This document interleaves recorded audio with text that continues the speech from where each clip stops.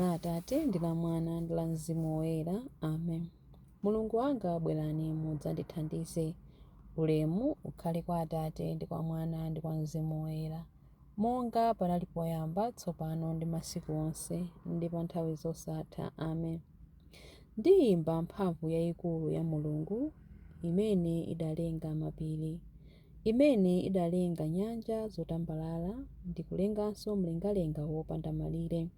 Ndikuyimbanso luntha limene lidalamula dzuwa kuti lizilamulira tsiku, mwezi umawala kotheratu ndi chilamulo chake, ndipo nyenyezi zonse zimamvera. Ndikuyimba ubwino wa Mulungu umene udadzaza dziko lapansi ndi chakudya. Adalenga zolengedwa ndi liwu lake, ndipo adaona kuti zonse zinali bwino. Ambuye, mmene zozizwitsa zanu zidayalidwira, kulikonse ndingatembenuzire maso anga, ndikayang'ana nthaka yomwe ndikupondapo, kapena ndikayang'ana mwamba mlengalenga. Palibe chomera kapena duwa pansi pano chimene sichimapangitsa ulemerero wanu kudziwika, ndipo mabingu amagwera mmwamba, mphepo imawomba ndi chilamulo kuchokera ku mpando wanu wachifumu, pamene zonse zimene zimabwereka moyo kwa inu nthawi zonse zimakhala mchisangalalo chanu, ndipo kulikonse kumene ife tingapezeke, inu Mulungu mumapezeka komweko. Chilimbi 1. Tithokoze Ambuye chifukwa chikondi chawo ndi chamuyaya. Thokozani chauta chifukwa ngwabwino, popeza chikondi chake nchamuyaya.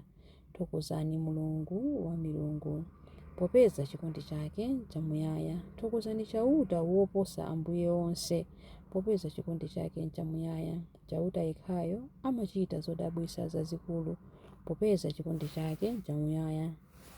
Adalenga zakumwamba ndi nzeru zake, popeza chikondi chake nchamuyaya. Adayala dziko lapansi pamadzi, popeza chikondi chake nchamuyaya. Adalenga miyuni yayikulu ya mlengalenga, popeza chikondi chake nchamuyaya. Dzuwa kuti lizilamulira usana, popeza chikondi chake nchamuyaya. Mwezi ndi nyenyezi kuti zizilamulira usiku, popeza chikondi chake nchamuyaya. Ulemu ukhale kwa Atate ndi kwa Mwana ndi kwa Mzimu Woyera, monga panali poyamba, tsopano ndi masiku onse ndi pa nthawi zosatha. Amen. Tithokoze Ambuye chifukwa chikondi chawo nchamuyaya. Chilimbi 2.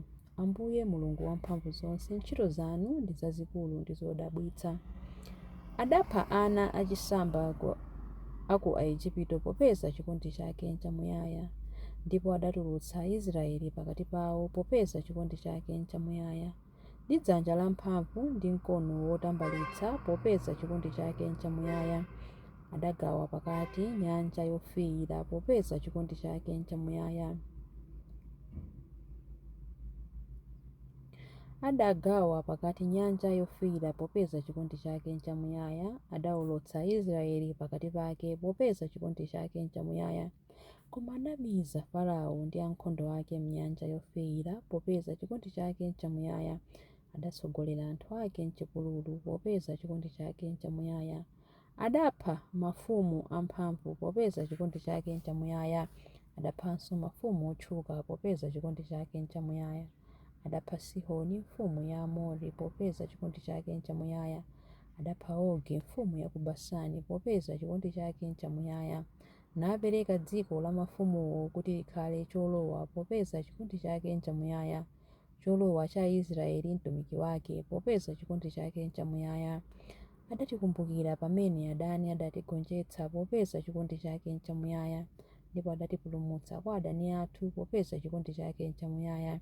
Amapatsa zamoyo zonse chakudya, popeza chikondi chake nchamuyaya. Thokozani Mulungu wakumwamba, popeza chikondi chake nchamuyaya. Ulemu ukhale kwa Atate ndi kwa Mwana ndi kwa Mzimu Woyera, monga panali poyamba, tsopano ndi masiku onse ndi pa nthawi zosatha. Amen. Ambuye Mulungu wamphamvu zonse, ntchito zanu ndi zazikulu ndi zodabwitsa. Chilimbi 3. Nthawi yake itakwana, Mulungu adakonzeratu kuti abwezeretse mwatsopano zinthu zonse mwa Yesu Khristu. Tiyamike Mulungu Atate a Ambuye athu Yesu Khristu. Mwa Khristu Iye adatipatsa madalitso onse auzimu kumwamba. Mulungu asanalenge dziko lapansi adatisankhiratu mwa Khristu kuti tikhale oyera mtima ndi opanda cholakwa pamaso pake. Chifukwa chotikonda adakonzeratu kuti mwa Yesu Khristu atilandire ngati ana ake. Adachita zimenezi chifukwa adafuna kutero mwakukoma mtima kwake. Adafuna kuti tizitamanda ulemu wake chifukwa adatikomera mtima kopambana pakutipatsa mwana wake wokondedwa ngati mphatso yaulere.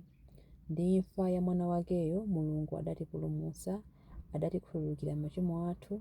Nzazikuludi mphatso zaulere zimene Mulungu adatipatsa mochuluka. Mwaluntha ndi nzeru adatiwululira cholinga chake chimene kale chinali chobisika.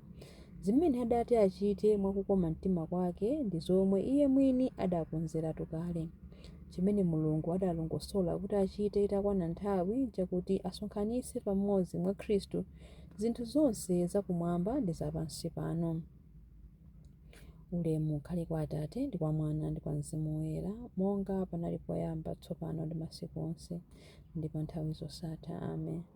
Nthawi yake itakwana Mulungu adakonzeratu kuti abwezeretse mwatsopano zinthu zonse mwa Yesu Khristu. Mawu a Mulungu akuchokera mu 1 Tesalonika 3:12 mpaka 13. Ambuye akulitse kukondana kwanu ndiponso chikondi chanu pa anthu onse monga momwe chikondi chathu pa inu chikukulirakulira. Motero iye adzalimbitsa mitima yanu kuti idzakhale yangwiro ndi yoyera pamaso pa Mulungu Atate athu, pamene Ambuye Yesu adzabweranso pamodzi ndi oyera ake onse. Mawu a Ambuye.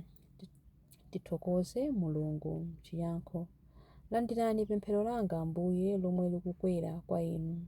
Landirani pemphero langa Ambuye lomwe likukwera kwa inu, monga lubani loyaka pamaso panu lomwe likukwera kwa inu. Ulemu ukhale kwa Atate ndi kwa Mwana ndi kwa Mzimu Woyera. Landirani pemphero langa Ambuye lomwe likukwera kwa inu.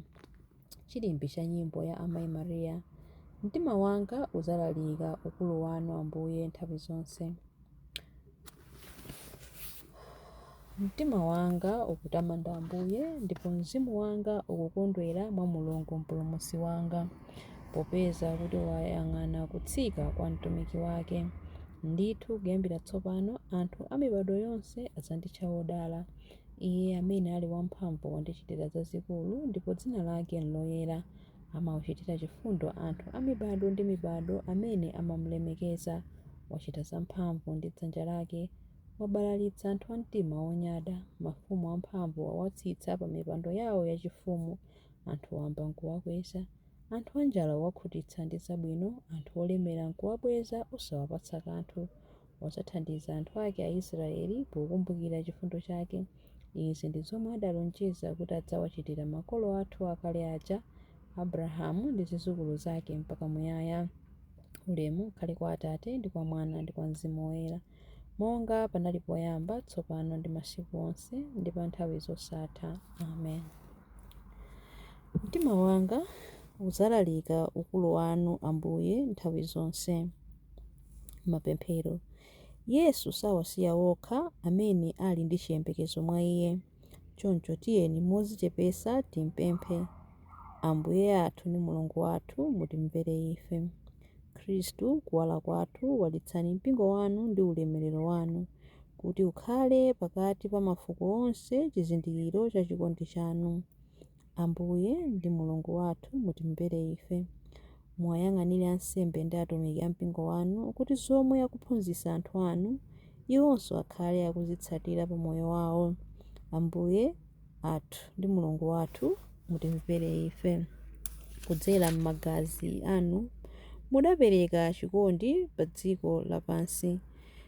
Tichotsereni tchimo la kukangana ndi mliri wa nkhondo. Ambuye athu ndi Mulungu wathu, mutimvere ife. Inu Ambuye thandizani anthu apabanja ndi chaulere chanu chodzaza, kuti akhale chitsanzo chabwino kuposa cha misteri ya mpingo wanu. Ambuye athu ndi Mulungu wathu, mutimvere ife. Mwachifundo chanu khululukirani machimo a anthu onse akufa, kuti akhale ndi oyera anu onse. Ambuye athu ndi Mulungu wathu, mutimvere ife. Ambuye athu ndi Mulungu wathu mutimvere ife pamene tikupemphera kuti: Atate athu muli kumwamba, dzina lanu liyeretsedwe, ufumu wanu udze, kufuna kwanu kuchitidwe monga kumwamba choncho pansi pano. Mutipatse ife lero chakudya chathu cha lero. Mutikhululukire ife zochimwa zathu monga ifenso takhululukira adani athu. Musatisiye ife mchinyengo, koma mutipulumutse ife kwa zoyipa. Amen. Tipemphere. Ambuye, khalani nafe chifukwa kwayamba kuda. Khalani nafe pa ulendo wathu ndi kuyatsa moto m'mitima mwathu ndi chiyembekezo chatsopano. Mutithandize kukuzindikirani pakati pathu nthawi imene tikuwerenga malemba oyera ndi kunyema buledi. Tikupempha izi kudzera mwa Ambuye athu Yesu Khristu, mwana wanu, amene ali ndi moyo ndi ufumu limodzi nanu ndi Mzimu Woyera, Mulungu tsopano ndi pa nthawi zosatha. Amen. Ambuye atidalitse, atiteteze ife ku zoyipa zonse ndi kutifikitsa ku moyo wosatha. Amen. Dzina la Atate ndi la Mwana ndi la Mzimu Woyera. Amen.